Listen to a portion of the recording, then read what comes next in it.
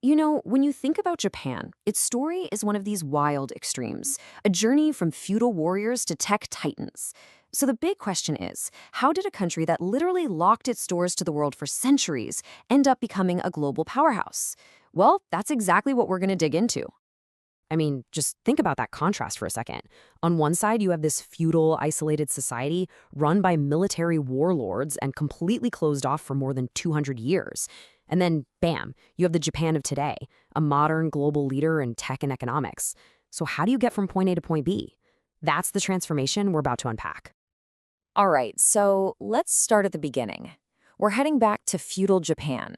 And this was an era that really wasn't defined by emperors in the way you might think. Nope, it was all about the sword and the power of a formidable warrior class. This is really where the bedrock of this unique society was formed. Okay, so you can really see a major power shift happening right here. It all starts around 794 AD, the emperor's court. It kind of became more about rituals and ceremony than actually, running the country. And when that happens, you get a power vacuum. That's when these regional warrior clans started to step up. Fast forward to 1192, and they've actually set up the very first military government, the shogunate. They were so powerful, they even fought off two massive Mongol invasions. Pretty incredible. So you might be asking, who was really in charge then?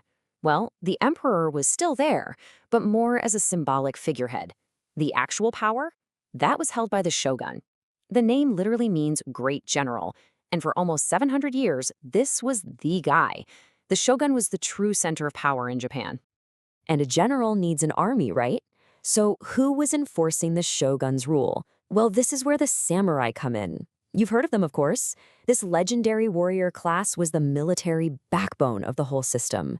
They pledged their loyalty to these powerful regional lords, the daimyo, and they lived by a strict code of honor that, honestly, we're still fascinated by today. Now, when you have a bunch of powerful lords all competing for control, well, conflict is pretty much inevitable. And that's exactly what happened. The next chapter in this story is all about intense civil war. But what comes out of it is a unified Japan and a decision that would literally define its future for hundreds of years. This era was called the Sengoku period, which basically means the Warring States period. And that name is spot on.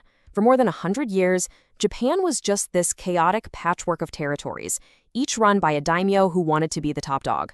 It was just constant, brutal fighting that really ripped the country to pieces. And then, right in the middle of all this chaos, 1543 happens, and it is a total game changer. A Portuguese ship gets blown off course, and just like that, the first Europeans arrive in Japan. And they brought something new, something the warlords wanted badly: firearms.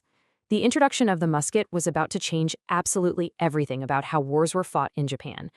So out of all this mayhem, three incredible leaders rose to the top. First, you have Oda Nobunaga. He was the one who really figured out how to use these new firearms to start conquering Japan. When he died, his successor, Toyotomi Hideyoshi, picked up where he left off and pretty much finished the job of unification. But the guy who sealed the deal was Tokugawa Ieyasu. He won the massive battle of Sekigahara in 1600 and started a dynasty, a shogunate, that would rule for over 250 years. So Japan is finally at peace, and the new Tokugawa shogunate decides to make a really, really dramatic move. They were worried about foreign influence messing things up and wanted to lock down their power. So they started a new policy. It's known as Sokoku, the closed country policy. And when they said closed, they meant it. The isolation was almost total.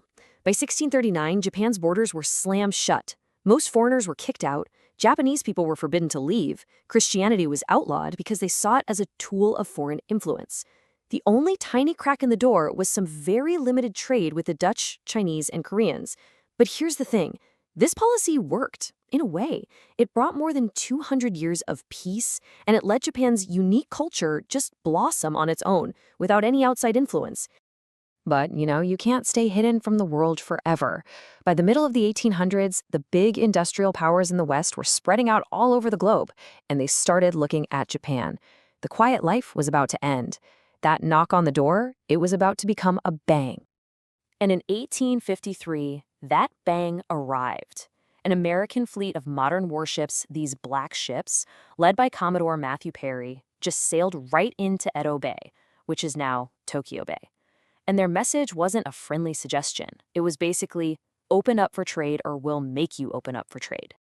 Think about it. The shogunate's military tech was stuck in the 1600s.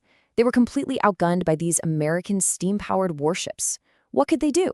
They really had no choice. And just like that, 2 centuries of isolation came to an end. Not because of a discussion, but because of a threat. This moment, this forced opening, it sparked a massive crisis that completely toppled the feudal system. And what happened next? Honestly, it's one of the fastest, most radical transformations any country has ever gone through. It's called the Meiji Restoration. So a lot of powerful clans were furious, just humiliated by the shogun giving in to the Americans. So in 1868, they overthrew him. They restored power to the young emperor Meiji, and that was it. 700 years of military rule, over. The whole capital moved from Kyoto to Edo, which they renamed Tokyo, which just means Eastern Capital. The new leaders had a very simple motto: modernize or be colonized. And man, did they move fast. It was just a whirlwind of change. They started building railways and telegraph lines to connect the country. They set up a universal education system. They created a whole new Western-style military. They brought in experts from all over the world to help with banking, mining, everything. The goal was crystal clear: catch up to the Western powers and become one of them. But there was a dark side to all this speed and all this new military muscle. Japan started to copy the Western powers in another way, by building its own empire.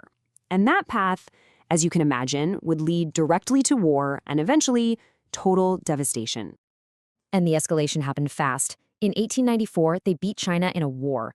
Just 10 years later, they pulled off a shocking victory against Russia, a major European power. No one saw that coming. That win made the military even more ambitious, and it eventually led Japan to side with the Axis powers. And, of course, to the surprise attack on Pearl Harbor in 1941, which brought them into World War II against the Allies. And the war ended in the most horrific way possible. In August 1945, 2 atomic bombs were dropped on Hiroshima and Nagasaki. Faced with that level of destruction, something the world had never seen, the Empire of Japan surrendered. It was a tragic and absolute end to its imperial ambitions. But like a phoenix rising from the ashes, Japan reinvented itself yet again. After being completely defeated, the focus shifted. No more military conquest.